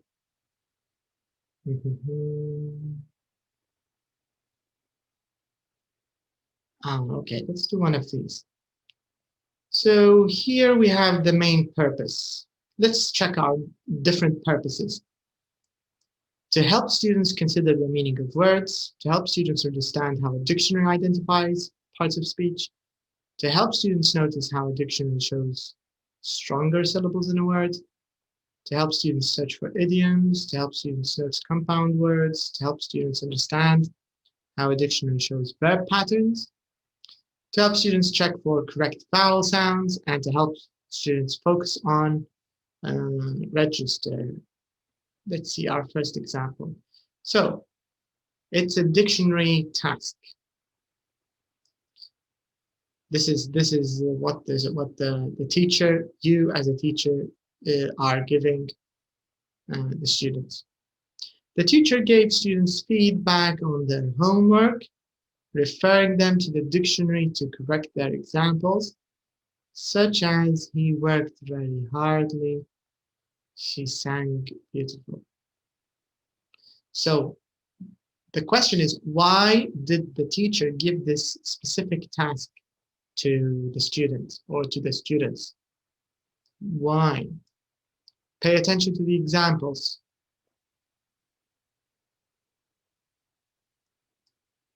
Now let me show you A.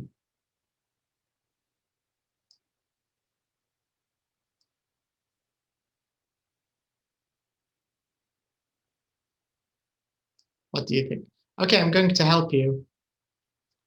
A is not one of the answers, so you can. Okay, let's see what you have.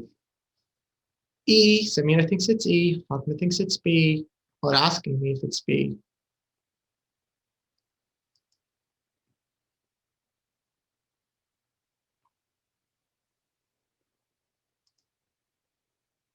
Okay, so we have E and we have B, so you're not sure. Any other answers? Excuse me, one way or another?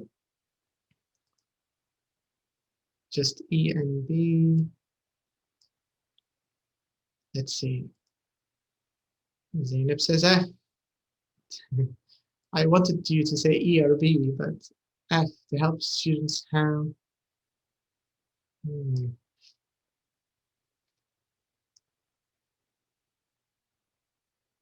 Okay, before we check the answer, what's going on here? Where's the problem? First of all, is there a problem or not in these two examples? Actually, I There's didn't a problem. understand. There is a problem. There is a Yeah. problem with both of them. Yeah, the second sentence, it's word sank. Sang is wrong, you think? Maybe, yeah. And the first one, is it okay? I don't know. First one, I don't have an answer for it. Okay. First one, I just ask you if could become adverb with very hardly, very hard should be. Yes, correct. He Yes. worked very hard, not very hardly. This is the problem. Yeah. And the second one, it should be, she sang beautifully, not beautiful. Yeah. Mm.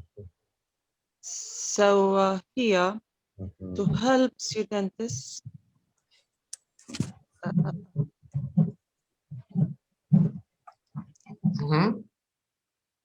To help students what? Yes, Fatma. If you want to use only hardly, you have to use it. If you want to use only hardly, you have to use it before worked. He hardly worked. He hardly. When you say he hardly worked, we're using it as a adverb of frequency. He hardly worked. He hardly worked. Okay. So the answers could be D, to help students search for items successfully.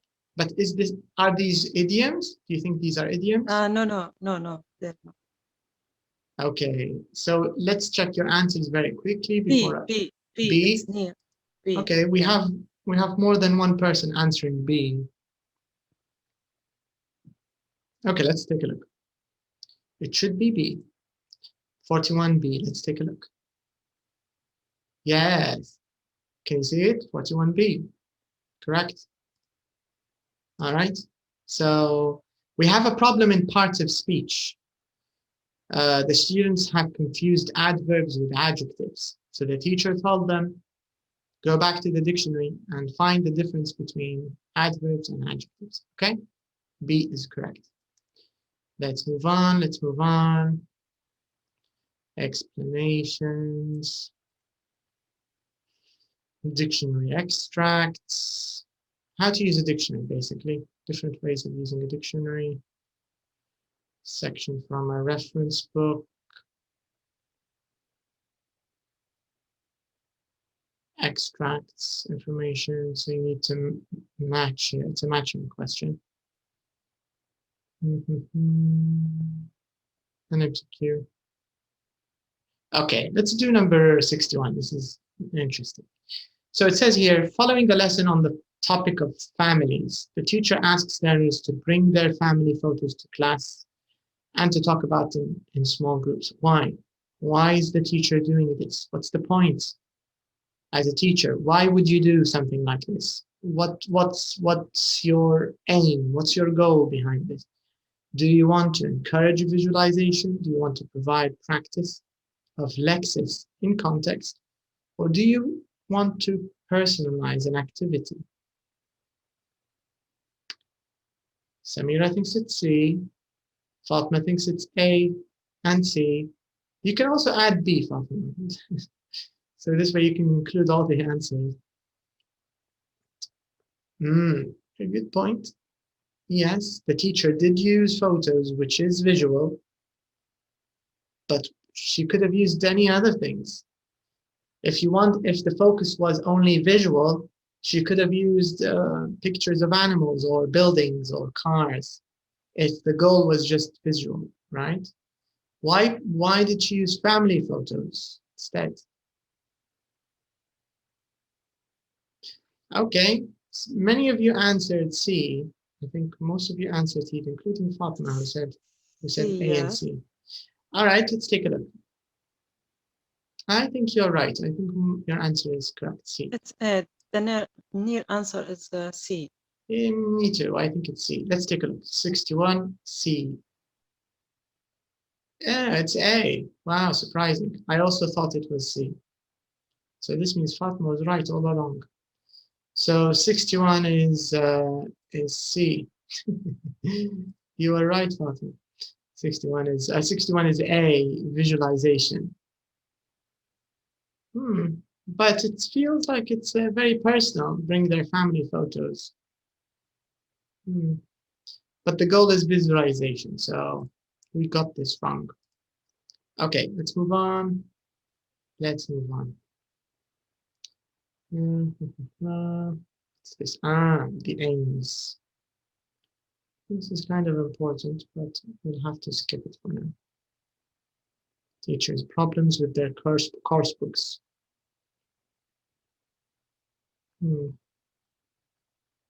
Suggested solutions. This is also good.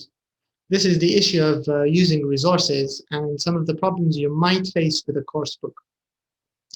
So maybe your school cannot afford the CDs. What should you do? Let's start with this problem. Let's say, and I've had this problem actually. It happened to me once. I taught in a school and they didn't have the CDs. So what do you think is a good solution to this problem? Because in Libya, I think it's a problem. It's a common problem. And if you're teaching in a public school, you will definitely not have the CDs. So this is something quite real for us as Libyan teachers. So what would you do? Which of these solutions do you think fits this problem? Let me read the solutions first, okay? So A, use class time for things like presentation, oral practice, learning strategies, blah, blah, blah. Okay. Can any of the topic areas be exploited for ranking or role play activities? You could try reading some of the texts aloud and get other teachers or L2 speakers to record the dialogues with you. Help students read more efficiently by identifying topic sentences and headings. Show your students how to make mind maps. Put a large phonemic chart. Set up situations in which a structure is used naturally so that the form and meaning is clear from your model sentences. Encourage interest in graded readers. And I think this is quite easy, to be honest.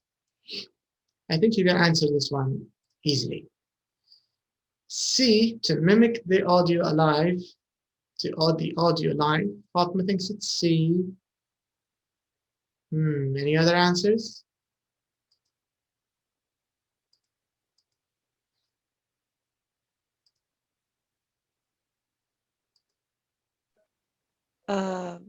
H. H. Encourage interest in graded readers and research topics on it. Do you know what graded readers mean? Efforts, but not for me. Put a large phonemic chart.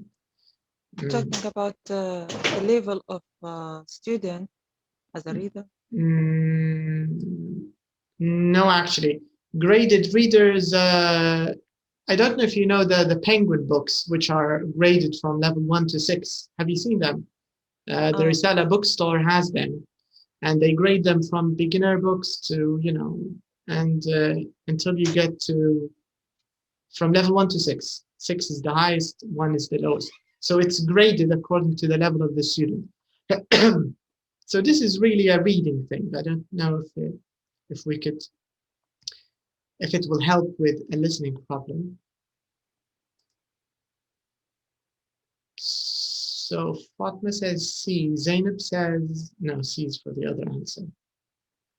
F. Fatma's not sure. All right, let me show you the answer. So until now, we've only got Fatma's answer, which is C. Let's take a look. So 74 should be C. Let's find out. And it's correct. 74 is C. It's correct. All right.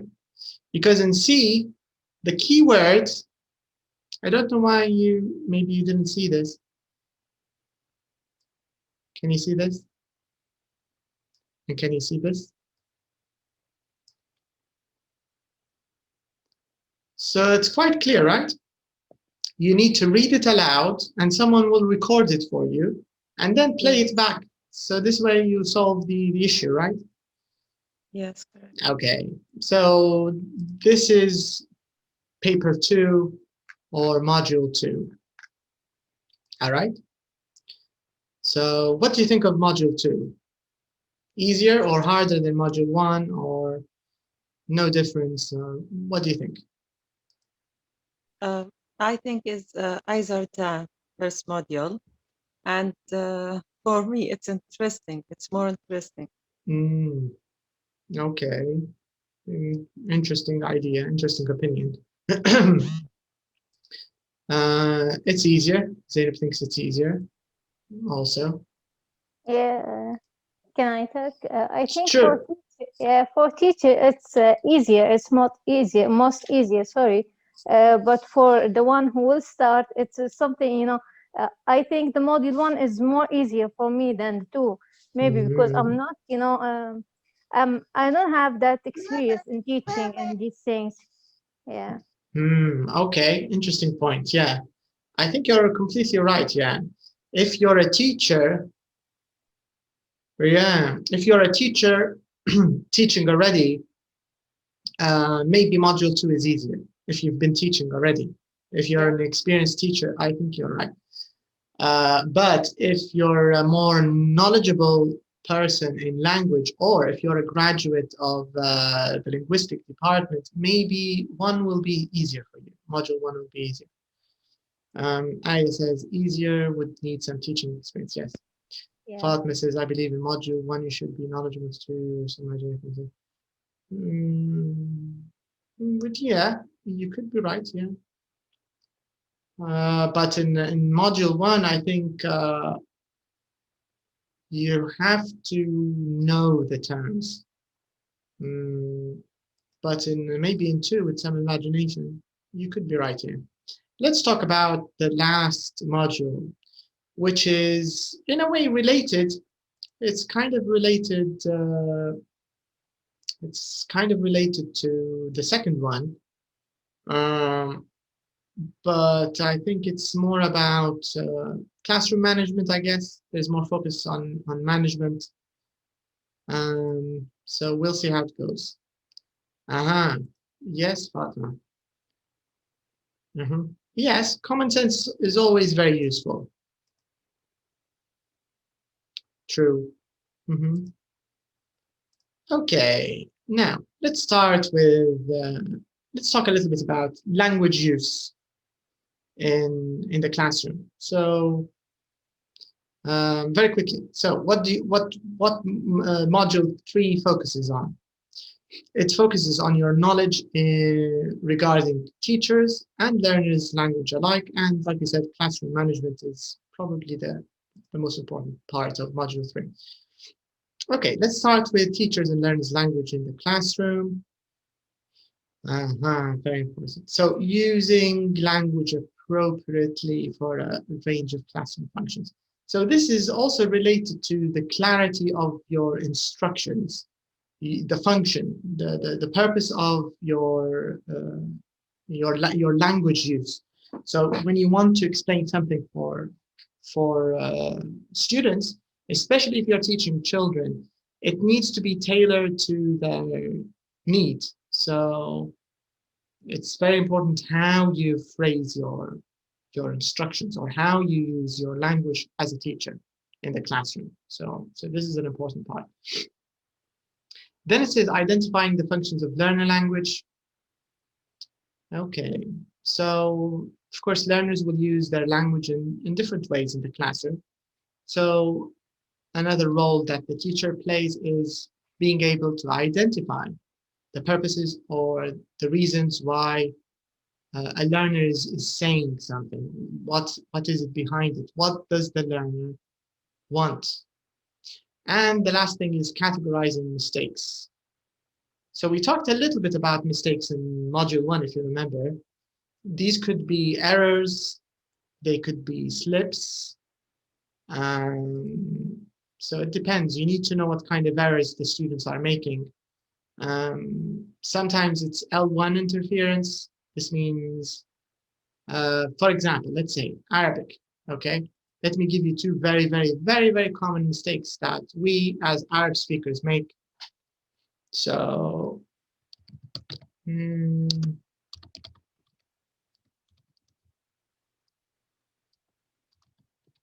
okay.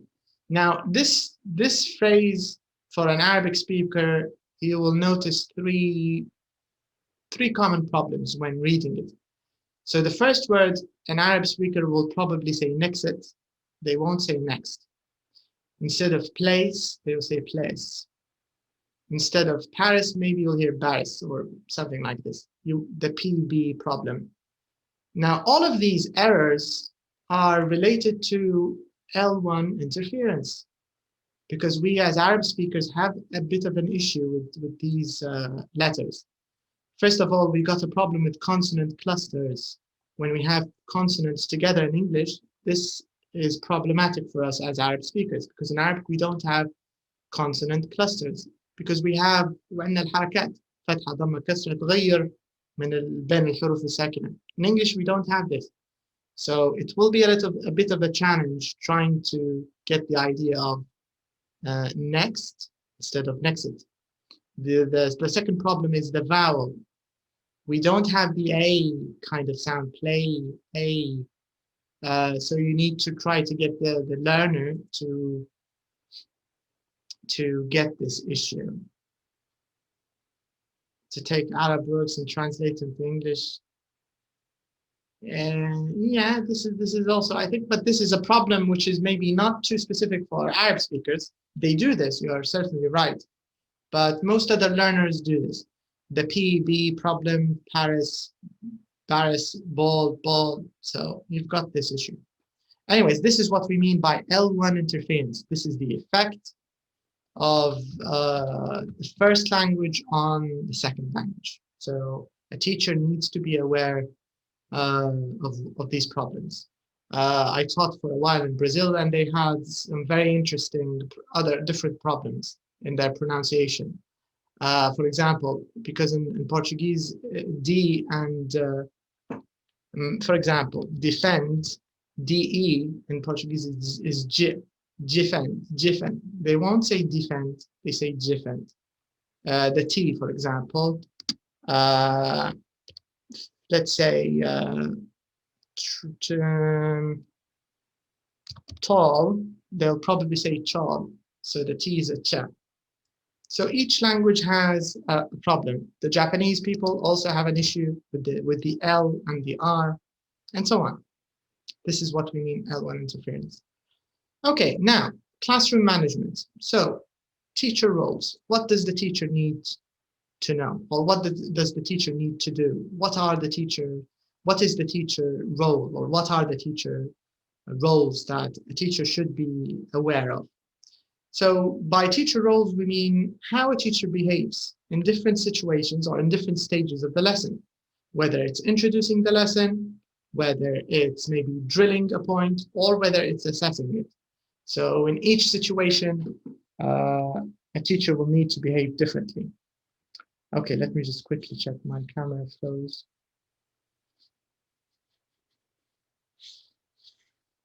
Okay.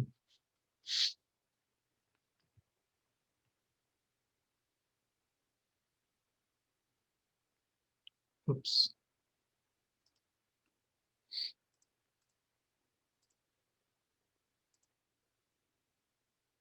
Okay, we're back. So this is what we mean by teacher role, teacher roles. The second thing is how you group learners and how you correct them and how you can give feedback. Now, I'm sure if any of you have already taught before, this is maybe a problem that you faced, how to put learners together. One recommended system or recommended plan is strong and weak, right? Or maybe strong in the middle of weak students. So this is very useful. And this way the student can rely on the strong students, the weak students can rely on the stronger one to help them. So this is one useful tactic. Of course, we've got the opposite, which is separating friends. Because if you've got two close friends and they'll be talking all the time during the class, you need to separate them. So this is what we mean by grouping students, okay? But even if they're the same gender, you still need to group students as much as you can, depending on their level. At least if you're teaching a language, if you're teaching a general English language course, you need to keep this in mind. Correcting learners, we correct learners when they have made a... Okay, this is a very delicate issue, actually. How do we correct a learner? Now, you have to take into consideration, if we're in Libya, as we are now, we need to keep in mind the student's background and the way that our culture deals with making mistakes. Now, our culture, because it's a traditional culture, we don't really deal with mistakes in a very open way, if I may say that. So, as a teacher, you need to be very delicate when correcting students, because most of the time students are already very fragile, and hearing a clear no, wrong, this will put them back in a very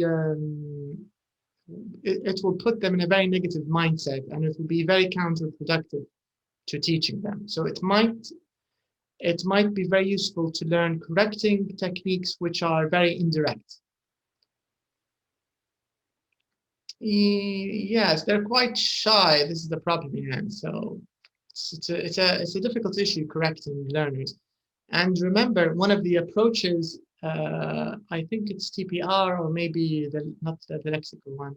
The communicative approach, one of the approaches that we talked about in module 1. One of them, and I kind of believe in it and I kind of agree with it, it's the communicative approach. It favors fluency over accuracy. And I think this is true when teaching English. You should prioritize fluency over accuracy, because we are a culture that prioritizes accuracy. You should do the opposite. So you should tell students from the beginning, I don't care if it's right or wrong, and follow this policy. Make them prioritize fluency, and by fluency it means just talk. Right, wrong, doesn't matter. Pronounce it right, pronounce it wrong, it doesn't really matter, at least in the very start, when they first produce language. You shouldn't value accuracy whatsoever, because you need to get them used to producing language, which is very hard. After that, once they get comfortable there, then you can you can guide them and you can focus more on accuracy. So this is a big issue, correcting learners. Giving feedback, it's related actually to correcting learners, because giving feedback is giving the information giving it back to the student, telling them what your level is, what their level is, telling them if you did this right, if you did it wrong, if you're okay, if you need to focus more on grammar, lexical resources, you know, just guide them. So giving feedback. All right, let's quickly go through module 3. Let me show you the model answers, practice exam. Where is it? Okay, here we are. So finally, our last one, sample paper 3. Let me change the share options. Okay. So here we have module 3, which is managing the teaching and learning process. Same story, 80 minutes, 80 questions. So let's start with the first one, conveying meaning. So pedestrian collocates with crossing. So if he feels cheerful, he's happy, okay? So a cathedral is like a large church. So when we say conveying meaning, it means maybe you're trying to explain something. Let's say you run into a keyword or you're teaching vocab and the student asks you, teacher, what does this mean? This is a common problem and you need to be able to do it. You're able to explain it without just giving them a translation. Because remember, your role is a teacher, not a dictionary. And there's a big issue about whether to use Arabic or not. I'll talk about it in the end. But conveying meaning it means trying to transfer or give the meaning. It's giving the meaning. Which of these do you think is the teacher giving the meaning or explaining the meaning? Is it A, B, or C? Samira thinks it's C.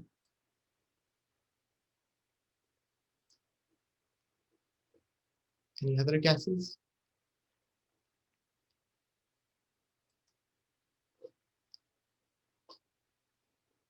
C and B, Zainab says.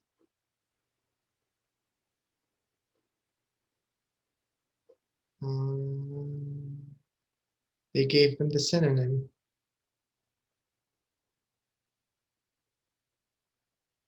Okay, B was too revealing. All right, let's take a look. Let's find out. B, but also C. Okay, so Fatma's not sure. Let's find out.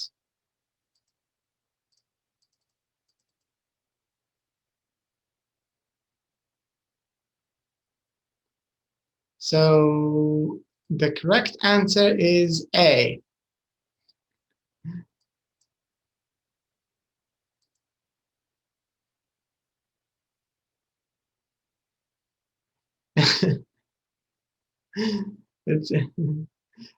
Do you know why we made this mistake?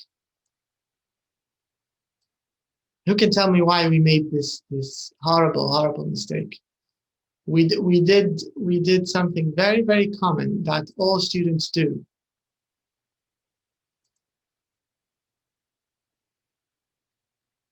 Yes.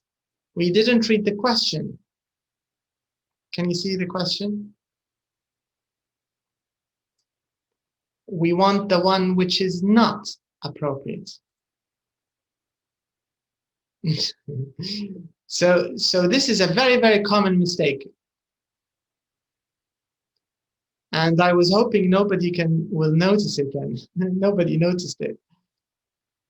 So this means be very, very careful when you're actually taking your exam. Read the question before you jump to the point.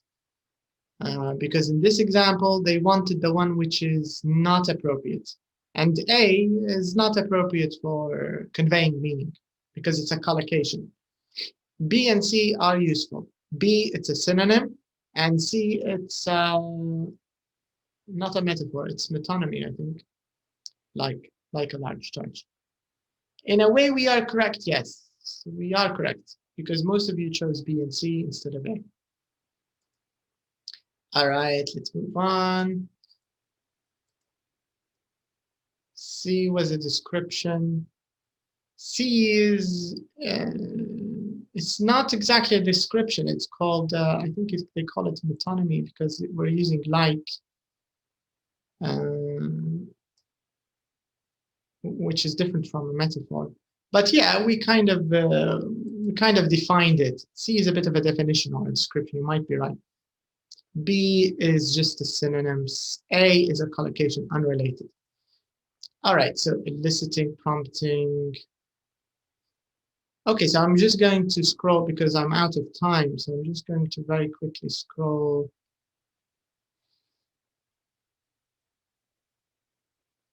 All right, okay, let's do this as a last question. So it says here, the teacher handed out a questionnaire so learners could find out about their partner. But let's go back to the question. Look at the teacher's action. So let's start here. Look at the teacher's actions and the 3 instructions the teacher gave, listed A, B, C. Choose the instruction which came first. Choose the instruction which followed the teacher's action. All right. So each point is separate. Okay. The teacher handed out a questionnaire so learners could find out about their partner. The first instruction was work in small groups and compare your answers. Ask and answer questions with your partners to complete the questionnaire. How many people had the same answer? Okay, so it's a bit of a logical issue, this one.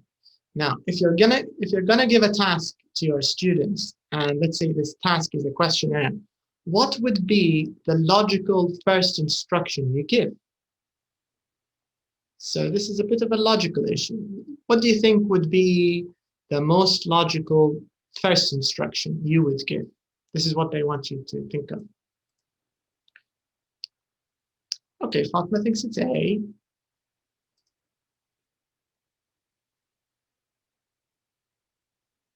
A thinks it's B. Bushra thinks it's C. We have A, B, C. Okay. Someone thinks it's B. Now, okay, I'm going to help you a little bit. Now, imagine yourself as the teacher in this classroom, right? So you have a classroom in front of you, and you just hand it out. So it's a handout. It's printed on a handout on a paper, and you just handed it out to your students. So what are you going to say next?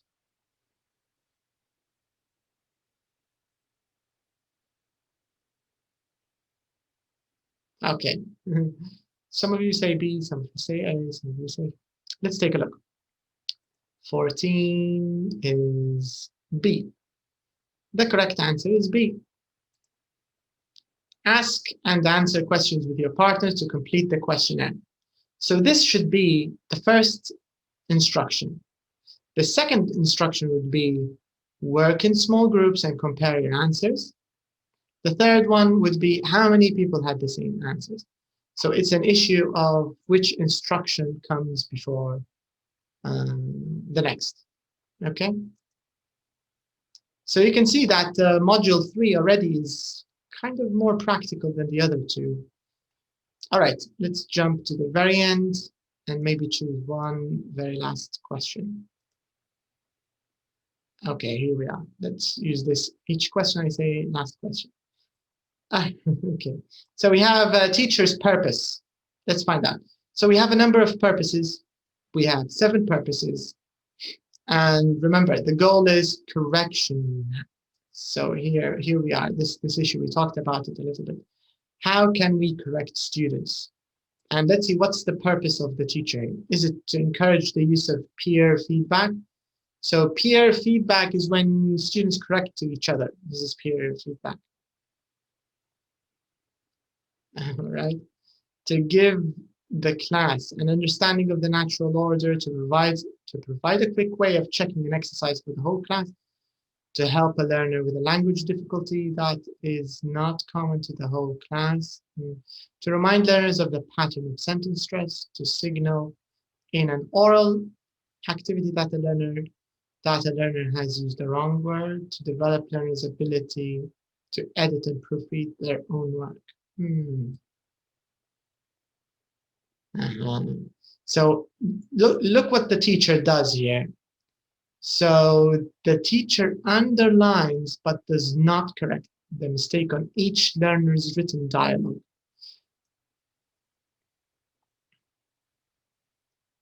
Aya says it's G, and I'm going to underline a few keywords.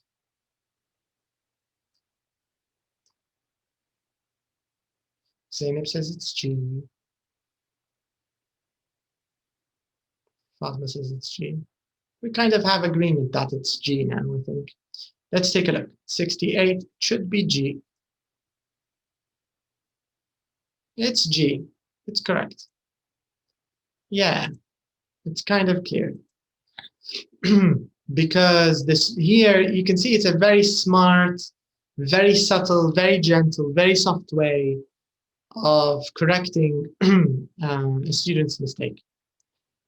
In our school, we just have a big red pen like this and correcting, which is very horrible, which is very discouraging. It's awful.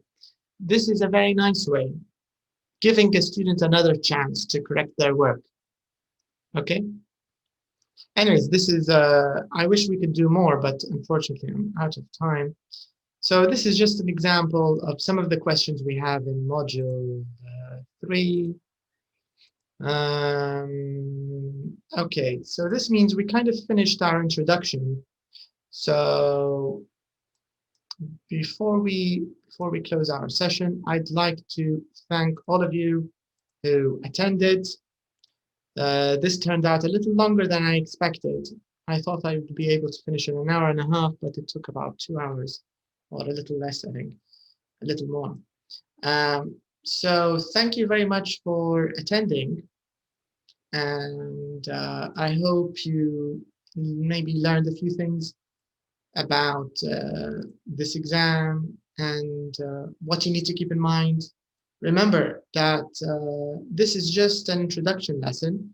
So there are much more details involved in the preparation course, because each of the points that we skimmed through today, these points that we talked about, whether in module 1 to, the topics covered, because each of this is a separate lesson in the preparation course. So in the preparation course, you'll get to know everything you need to know about grammar, lexis, function, reading, what you need to know about reading, what you need to know about exposure, the role of error. So all of these things will be covered separately in lessons within the preparation course. Okay, so you're welcome, you're welcome. So what I'm gonna do is I'm gonna post on the main page a bit of a vote. So if you're interested in, because a preparation course can only be done if there are enough teachers who are willing or who are interested in taking the complete or the full course. So I'm going to have a vote, and if you're interested, all you need to say is interested, and then we can see how you can subscribe or how you can take the whole preparation course if you're interested. So feel free to comment and to share the post. So I'll work on it and I'll post it a bit later. So for now, thank you very much, and thank you for the warm wishes. It was good talking about this, and it was nice seeing your feedback and your answers. Thank you and good night, and hopefully we'll meet again. Bye-bye.